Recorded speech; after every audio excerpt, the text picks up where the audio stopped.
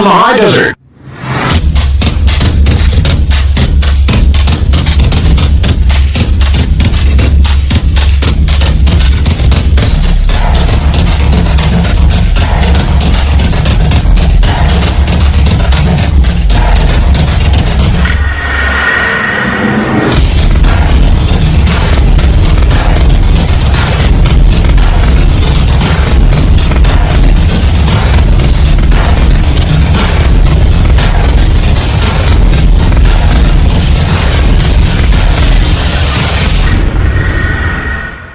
Want to take a ride from the high desert and the great American Southwest?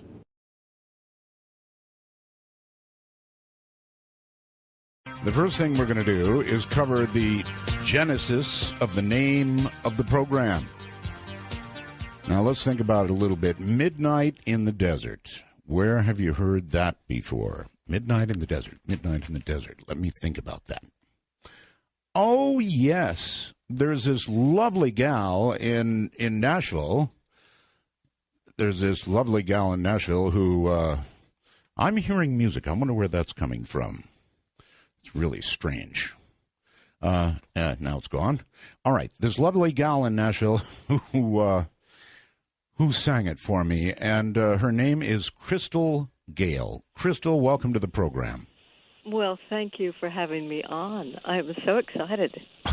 I guess now I should reach back. I should tell everybody that one day you came to my house here in Nevada. You came all the way to Pahrump, Nevada, and handed me a song on a CD, and it blew me away.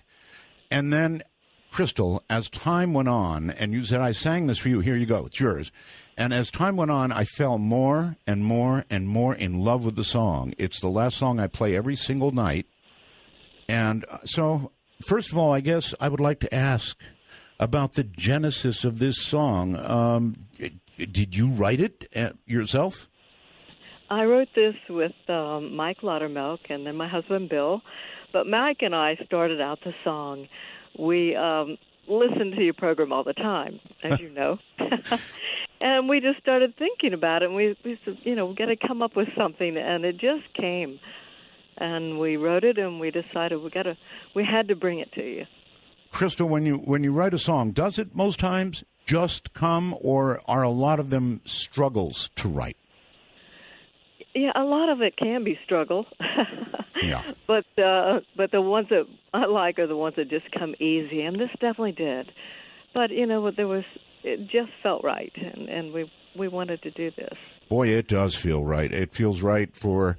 By the way, you'll be interested to know we had a great vote on this website, and Midnight in the Desert won out hands down. Everybody wanted the program to be called that. Everybody wanted the theme to be that. This is great. So, well, we are very honored. Very, very honored. I'm very honored. What are you doing these days? Well, we're still working out on the road, doing different concerts, and been in the studio working on a classic country album that's in the mixing process and will be out soon, and just having fun. In my career, I've been all over the world, made so many wonderful friends, and love it.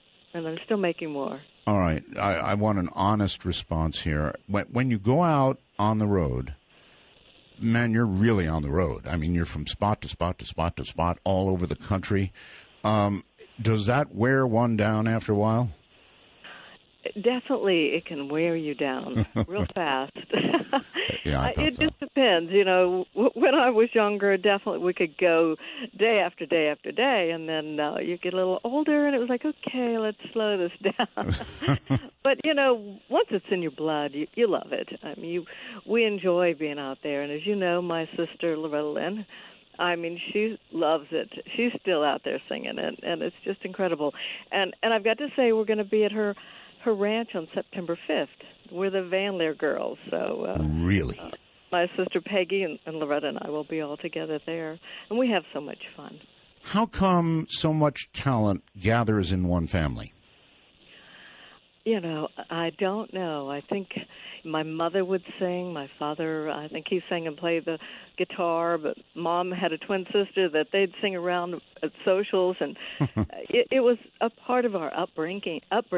In Kentucky, everybody gathered on the porch, and, we didn't have the video machines and everything else. Oh, I know about Kentucky. I do. It's really laid back. There's so much beautiful farm country there, horses all over the place.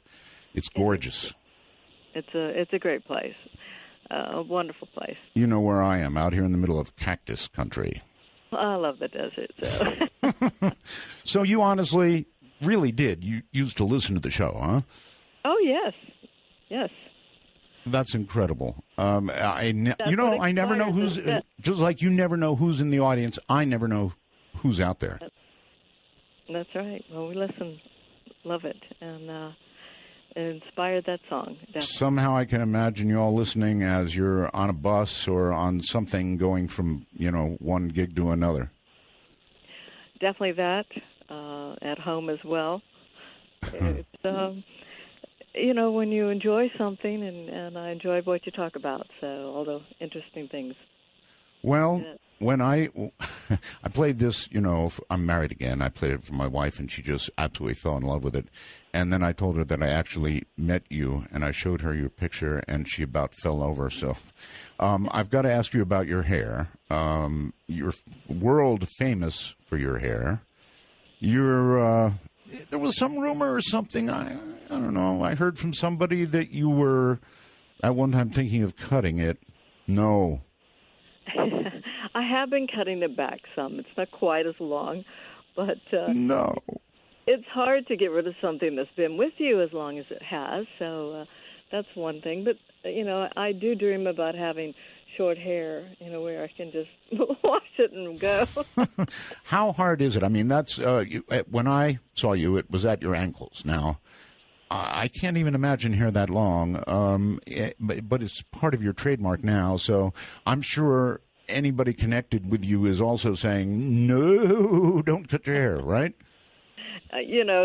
Some have said through the years, cut it, and some have said no. But I owe my long hair to my American Indian heritage. I'm Cherokee, and it just grows so fast. And I had no idea you had Cherokee. From 9 to 12 inches off a year. 9 to 12? Yeah, it just grows so fast. I don't know how long my hair would have been if I'd never trimmed it. In other words, you might be trailing it like a bridal thing. Yeah. When I started stepping on it, I said, that's too long. So that's when I cut it back. So 9 to 12 is like how much it grows in a year? Yeah, I think the normal is like, for most people, I think is about 6 inches. But I started measuring my trimmings through the year, and it was from 9 to 12 inches. Well, it's absolutely gorgeous. And I think that's why when you appear somewhere, they frequently get television shots or, photo shots of you from the rear to show your hair. Yes, they have. Well, again, it is my distinct honor and pleasure to have the show named Midnight in the Desert. I'm in love with that song, and, if I weren't entangled, I'd be in love with you, too. All right, so I had to do that. I had to do that at the beginning of the program. There was just no two ways about it. What a wonderful lady. And I'm not kidding you when I say she got on an airplane, came all the way out here, came to my house, had lunch, and handed that to me and said, here, this is for you. And I listened to it once, and I said, oh, thank you so much. And, it kind of ended there for a little while.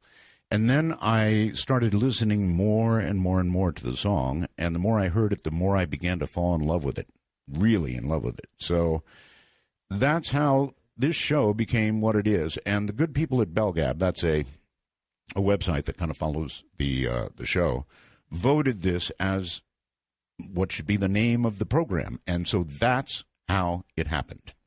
That beautiful, talented lady is the reason.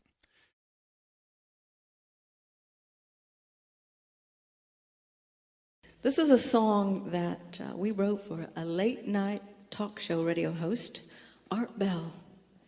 And we had a great time writing this one.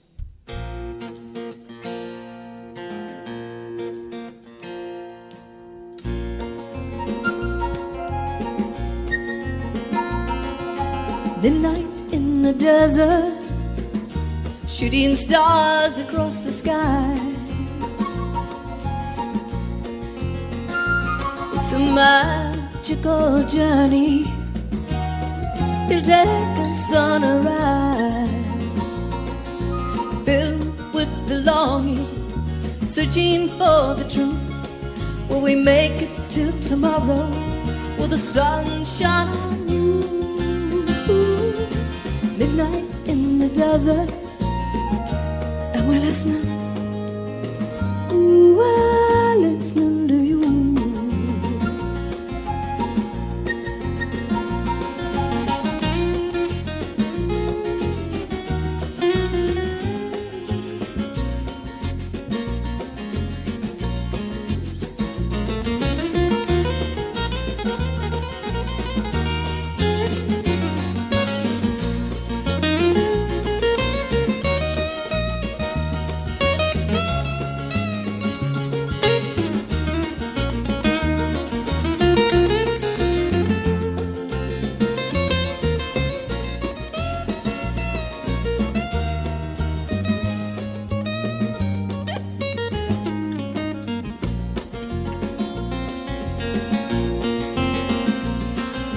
Midnight in the desert, there's wisdom in the air. I've been looking for the answers. All my life I found you there. As the world we live in quickens, are we heeding all the signs? Have we lost our intuition? Are we running out of time? Midnight in the desert, and we're listening. Ooh, we're listening to you. And we're listening. Ooh, we're listening to you.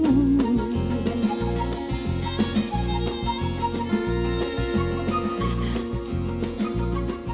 Listening to you.